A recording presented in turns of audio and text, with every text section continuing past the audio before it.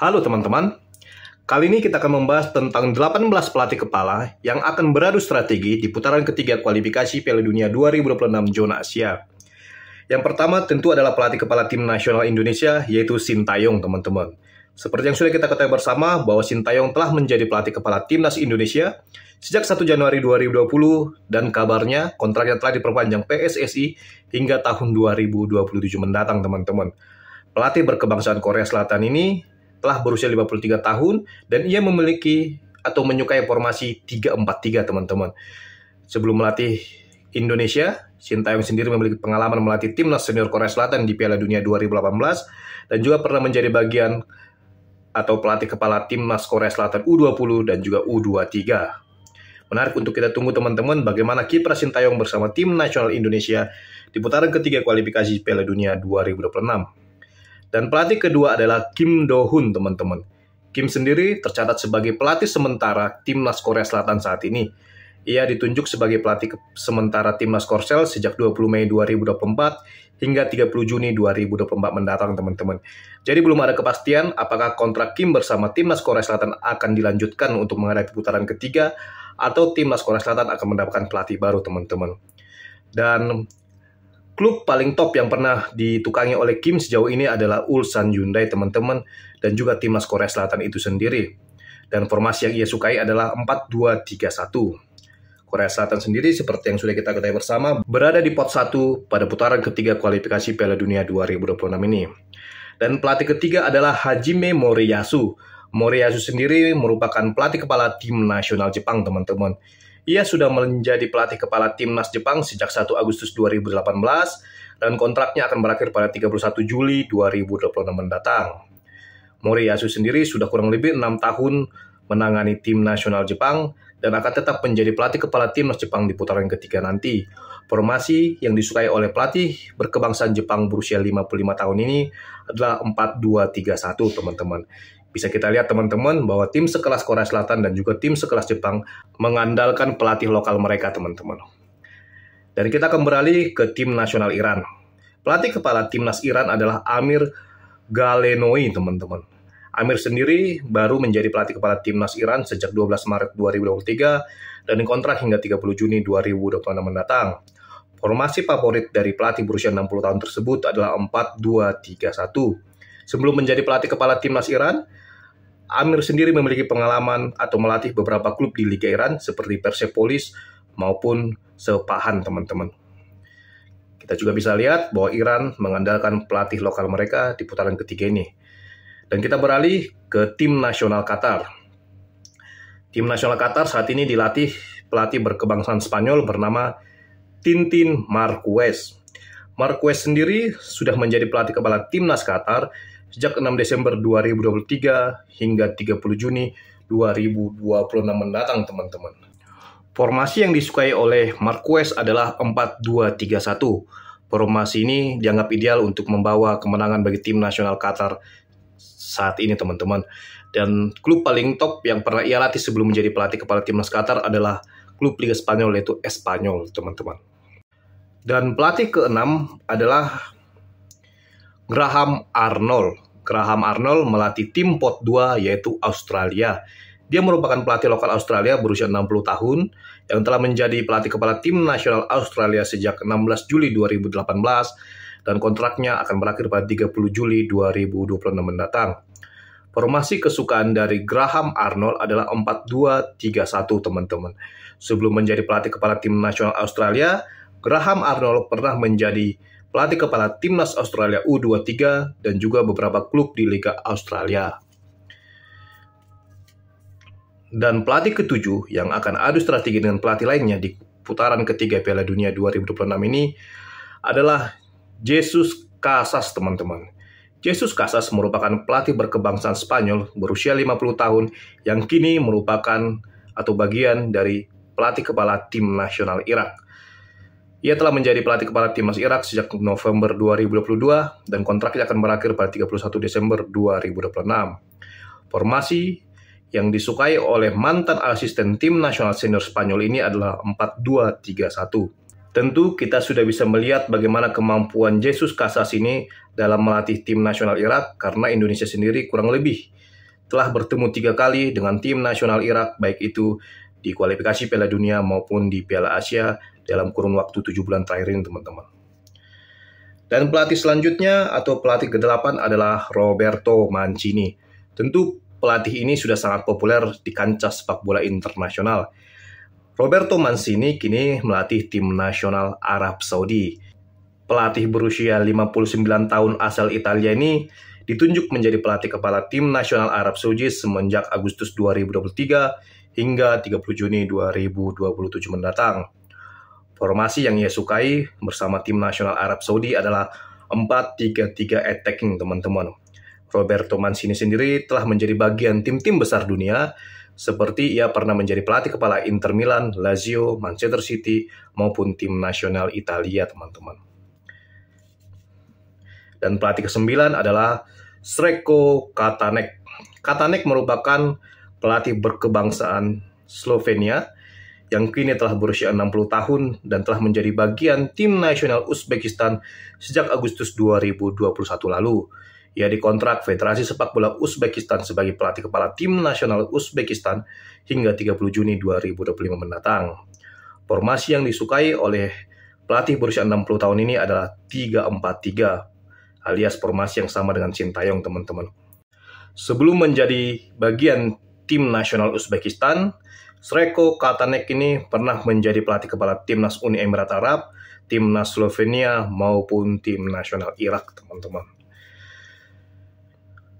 Dan yang ke-10 adalah Hussein Ammouta. Hussein ini merupakan pelatih kepala tim nasional Yordania asal Maroko. Ia merupakan pelatih berusia 54 tahun dan telah menjadi bagian tim nasional Yordania sejak Juni 2023. Federasi Sepak Bola Yordania mengontrak Hussein Ammouta ini hingga 31 Juli 2026 mendatang, dan ia memiliki formasi yang ia sukai adalah 4-2-3-1. Sebelum menjadi pelatih kepala Yordania, Hussein Ammouta ini pernah menjadi pelatih kepala tim nasional Maroko, teman-teman. Seperti yang kita ketahui bersama, bahwa timnas Maroko menjadi salah satu tim papan atas di benua Afrika. Dan pelatih yang ke-11 adalah Paulo Bento. Paulo Bento saat ini tercatat sebagai pelatih kepala tim nasional Uni Emirat Arab. Ia merupakan pelatih asal Portugal berusia 54 tahun dan telah menjadi bagian timnas Uni Emirat Arab sejak Juli 2023 dan kontrak hingga 31 Desember 2026 mendatang. Pelatih yang gemar menggunakan formasi 4-2-3-1 ini pernah menjadi pelatih kepala tim nasional Portugal dan juga tim nasional Korea Selatan, teman-teman. Jadi waktu Sintayong diberhentikan sebagai pelatih kepala timnas Korea Selatan, Paulo Bento lah yang menggantikan posisi daripada Sintayong, teman-teman. Dan pelatih yang ke-12 adalah Jaroslav Silhavi, teman-teman. Di mana Silhavi ini merupakan pelatih kepala timnas Oman sekarang, dan ia merupakan pelatih asal Republik Ceko berusia 62 tahun. Silhavi ini baru saja bergabung dengan tim nasional Oman, tepatnya pada 1 Februari 2024 tahun ini, teman-teman. Ia dikontrak hingga 31 Juli 2026 mendatang. Pelatih yang gemar menggunakan formasi 4-2-3-1 ini pernah menjadi pelatih kepala tim nasional negaranya, yaitu Timnas Republik Ceko, dan juga beberapa klub di Liga 1 Ceko. Dan selanjutnya atau yang ke-13 adalah pelatih bernama Dragan Talajic. Talajic ini merupakan pelatih kepala tim nasional Bahrain asal Kroasia, teman-teman. Sama seperti Jaroslav Silhavi tadi, bahwa Dragan Talajic juga baru bergabung dengan tim nasional Bahrain pada Februari tahun ini. Ia sendiri memiliki formasi favorit yaitu 4-4-2. Dan sebelum menjadi pelatih kepala tim nasional Bahrain, Dragan Talajic telah melatih beberapa tim, dan klub paling top yang pernah ia latih adalah Muang Thong United di Liga Thailand, Kuwait Soccer Club di Liga Kuwait, dan timnas Bahrain sendiri menjadi tim berlevel tim nasional pertama yang ia latih. Sebelumnya ia lebih banyak melatih klub, teman-teman, dan baru timnas Bahrain lah tim yang ia latih di level tim nasional, teman-teman. Dan pelatih ke-14 adalah Branko Ivankovic. Branko Ivankovic adalah pelatih kepala tim nasional China sejak 24 Februari 2024 lalu.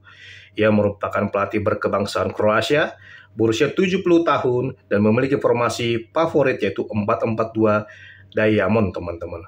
Sebelum menjadi pelatih kepala tim nasional China, Branko ini telah melatih banyak klub. Salah satunya adalah ia pernah menjadi bagian atau pelatih kepala tim nasional Iran, pernah menjadi pelatih kepala Dinamo Zagreb, klub Liga Kroasia sana, pernah menjadi pelatih kepala tim nasional Oman, dan juga pernah menjadi bagian dari klub Liga Super Cina Shandong Luneng, dan juga klub top Iran Persepolis maupun klub top Arab Saudi Al Ahly, teman-teman. Jadi pelatih berusia 70 tahun ini telah memiliki banyak pengalaman melatih sebelum dirinya menjadi pelatih kepala tim nasional China saat ini, teman-teman. Dan yang selanjutnya ada pelatih bernama Makram Daboub. Makram ini merupakan pelatih tim nasional Palestina sejak 1 Mei 2021. Pelatih berusia 51 tahun asal Tunisia ini memiliki formasi favorit 4-4-2 double six, teman-teman. Sebelum menjadi pelatih kepala tim nasional Palestina, Makram ini sebelumnya adalah pelatih kiper di timnas Palestina. Akan tetapi, pada akhirnya ia naik pangkat menjadi pelatih kepala tim nasional senior Palestina, teman-teman. Sebelumnya, Makram belum memiliki pengalaman melatih tim nasional, dan tim Palestina adalah tim pertamanya di level tim nasional yang ia latih. Dan pelatih selanjutnya adalah Stefan Tarkovic, teman-teman. Di mana Stefan Tarkovic ini merupakan pelatih asal Slovakia berusia 51 tahun yang kini menjadi pelatih kepala tim nasional Kyrgyzstan.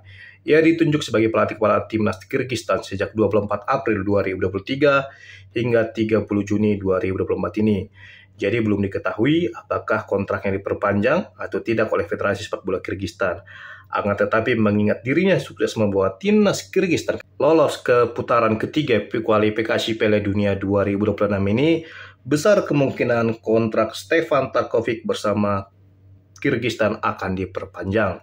Formasi yang disukai pelatih berusia 51 tahun ini adalah 4-2-3-1, dan ia sendiri pernah menjadi pelatih kepala di negaranya, yaitu pelatih kepala tim nasional Slovakia.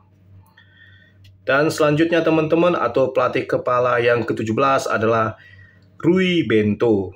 Rui Bento merupakan pelatih Portugal lainnya di putaran ketiga ini, di mana ia merupakan pelatih berusia 52 tahun yang kini menjadi pelatih kepala tim nasional Kuwait. Ia telah menjadi bagian timnas Kuwait sejak Agustus 2022 dan dikontrak timnas Kuwait hingga 30 Juni 2024 mendatang. Belum diketahui apakah kontrak Rui Bento ini diperpanjang atau tidak. Jika diperpanjang, maka dirinya akan tetap menjadi pelatih kepala timnas Kuwait di putaran ketiga ini. Jika dirinya digantikan, tentu ia tidak akan menjadi pemimpin timnas Korea, maksud saya timnas Kuwait di putaran ketiga ini, teman-teman. Formasi favorit daripada Rui Bento sendiri merupakan 4-2-3-1 dan ia memiliki banyak pengalaman sebelum menjadi pelatih kepala timnas Kuwait saat ini, di mana ia sebelumnya pernah menjadi pelatih kepala timnas Portugal U16, U17, U18, U19 dan juga U20, dan sempat menjadi pelatih kepala klub top Liga 1 Thailand yaitu Bangkok United, teman-teman. Dan yang terakhir atau yang ke-18, teman-teman, adalah Shin Yong-nam. Shin Yong-nam merupakan pelatih lokal Korea Utara yang kini menjadi pelatih kepala tim nasional Korea Utara. Ia merupakan pelatih berusia 46 tahun dan ditunjuk sebagai pelatih kepala timnas Korea Utara sejak 1 Januari 2023. Formasi yang ia sukai adalah 3-4-3 dan sebelum menjadi pelatih kepala timnas Korea Utara, ia sempat melatih klub Liga Korea Utara yaitu Romyong Soccer Club, teman-teman. Dan inilah, teman-teman, ke-18 pelatih yang akan adu strategi di putaran ketiga kualifikasi Piala Dunia 2026 zona Asia, teman-teman. Tadi sudah saya urutkan, teman-teman, dari pelatih yang melatih tim di pot 1 seperti pelatih kepala timnas Jepang, Korea Selatan, dan juga Iran, sampai pelatih yang melatih tim pot 6 seperti pelatih Korea Utara maupun Kuwait, teman-teman. Bisa kita lihat, teman-teman, bahwa para pelatih ini memiliki pengalaman yang cukup mumpuni di kancah sepak bola Asia. Bahkan ada beberapa pelatih yang telah memiliki pengalaman kelas dunia, teman-teman. Contohnya tadi ada pelatih tim nasional Arab Saudi yaitu Roberto Mancini. Seperti yang kita ketahui bersama bahwa pelatih ini telah memiliki banyak pengalaman di kancah sepak bola internasional. Dan dia juga pantas disebut sebagai salah satu pelatih kelas dunia di putaran ketiga kualifikasi Piala Dunia 2026 ini, teman-teman. Begitu juga dengan pelatih kepala Sintayong, teman-teman. Pelatih kepala Sintayong sendiri menjadi salah satu pelatih yang disegani di putaran ketiga ini, mengingat sebelumnya di putaran kedua, Indonesia bukanlah salah satu negara yang diunggulkan untuk lolos ke putaran ketiga ini, akan tetapi di tangan Sintayong, Indonesia ternyata tampil bagus dan berhasil lolos ke putaran ketiga. Maka dari itu, karena Sintayong menjadi pelatih kepala timnas Indonesia saat ini, membuat Indonesia menjadi salah satu negara yang sangat diperhitungkan di putaran ketiga ini, teman-teman. Maka dari itu menarik untuk kita tunggu, teman-teman, bagaimana kira-kira performa dari para pelatih ini di putaran ketiga kualifikasi Piala Dunia 2026 zona Asia ini, teman-teman. Dan menurut teman-teman semua, kira-kira siapa pelatih paling top di antara ke-18 pelatih ini, teman-teman?